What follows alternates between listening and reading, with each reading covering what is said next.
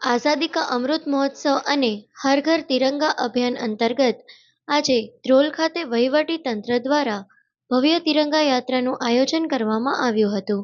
આ યાત્રામાં મોટી સંખ્યામાં ગ્રામજનો, સામાજિક આગેવાનો, વિદ્યાર્થીઓ, શિક્ષકો તેમજ ભારતીય જનતા પક્ષના શહેર, તાલુકા અને જિલ્લા કક્ષાના આગેવાનો ઉપસ્થિત રહ્યા હતા. સૌએ હાથમાં રાષ્ટ્રધ્વજ લઈને દેશભક્તિના નારા સાથે રાજમાર્ગો પર રેલી કાઢી હતી.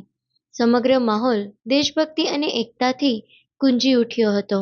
કાર્યક્રમ દરમિયાન દેશની સેવા બદલ નિવૃત્ત આર્મી જવાનોનું વિશેષ સન્માન કરવામાં આવ્યું હતું.